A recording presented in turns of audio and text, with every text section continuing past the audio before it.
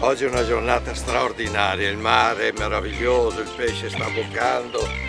ne abbiamo presi diversi, penso che sia arrivato il momento anche di dare un po' di soddisfazione anche al nostro palato e credo che un prosecchino di mezza mattina